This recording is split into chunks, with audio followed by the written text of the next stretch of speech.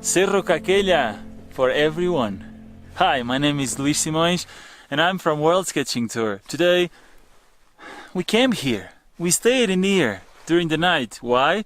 Because it rained a lot last night and we had to stop our bicycles. We had to just camp here, stayed here, and it was very cold in the night. But we didn't felt it because we were in our sleeping bag, so it was cool.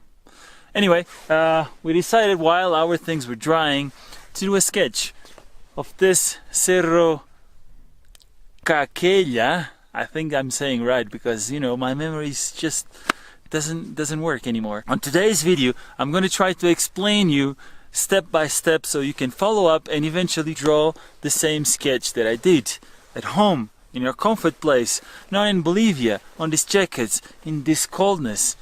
You're at home, so you can do this with me. So let's do this sketch together and enjoy this view. Cerro Caquella, or Caquella, or whatever, I don't know.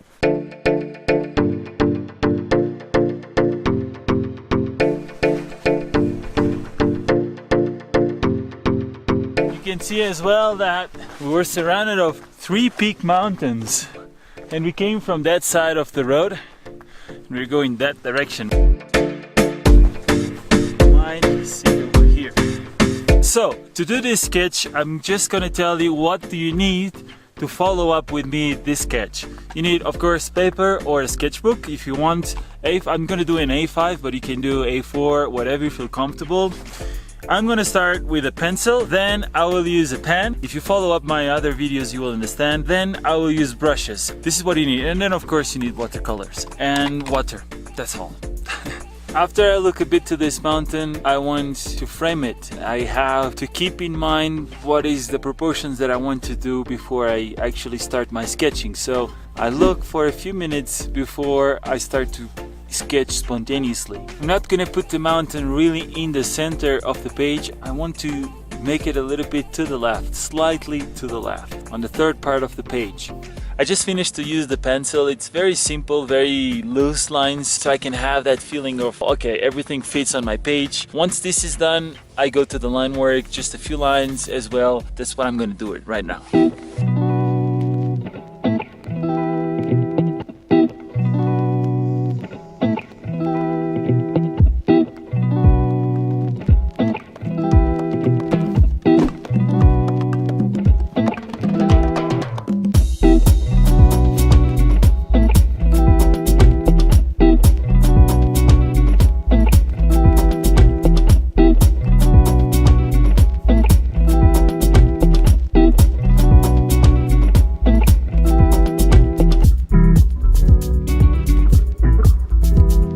Lines done. Until here I think you can follow up. It's very easy.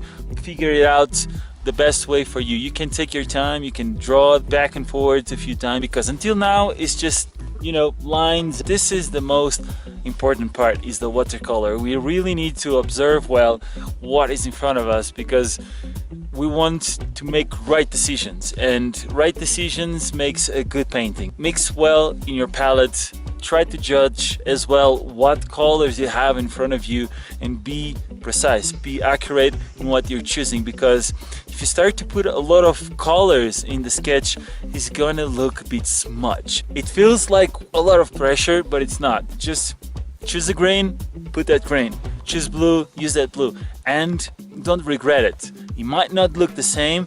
If you feel doubting, just use a little page next to you, paint a little just to make sure, okay, this is the right color I want to use, and do that. Looking at this image here, for example, this part in here on top, this whole area, it's one color. Then the next part here, it's another color, and then the floor, it's another color.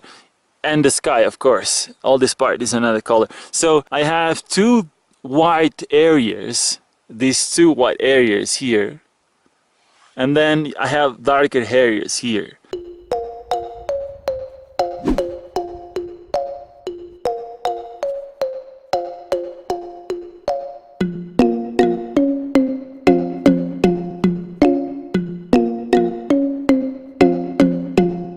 I don't know if you noticed, when I was painting, I always left a little bit of water underneath everything that I was painting, so I could always grab it from that little tier of water and blend to the next color I was adding. It's something that I learned during these years, and it helps me to make the painting more homogeneous, and if it was one big gradient. I hope you've been enjoying until now, because we are almost in the end of the painting. We now need to put a bit more darkers to bring the structure to what we've drawn, because right now it's just flat. Remember always to start with light colors and you start to add darkers and darkers and darkers until you've reached the colors you want.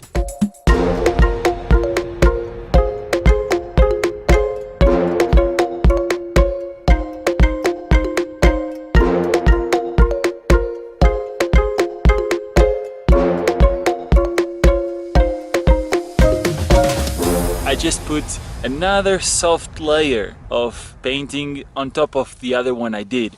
So I'm not really adding darkers yet.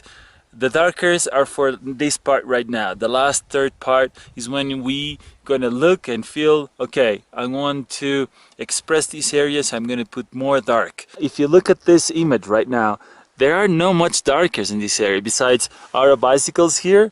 Of course, it's darker, but I'm not putting my bikes. So I think the dark, it should be around this area and a bit on top of the mountain, but not too much, and on the edge of the mountains, like here and here, and a bit of the lines that it goes. That's basically the darks that this sketch needs. And pretty much that's it. And then you finish the sketch with some white that I will explain you later.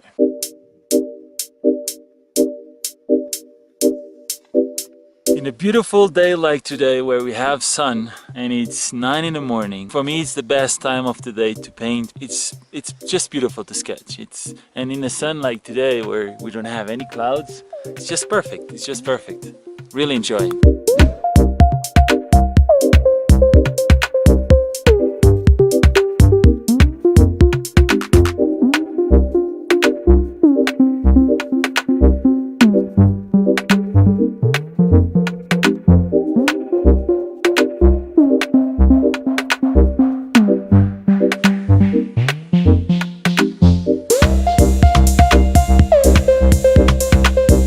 Watercolor is done. Now I'm gonna add a little bit of white. This is the trick that I was telling you. If you want to add white to your sketch after you paint and you feel like, I forgot that area, or I just want to pronounce the area, normally what I do is I use this Posca pen, or you can use any kind of white pen. There's many probably where you live, and so you can add now the contrast, the bright. In some areas I already left it because I can see there is snow over there, so I left it on purpose, but some parts I can exaggerate them by adding now this white.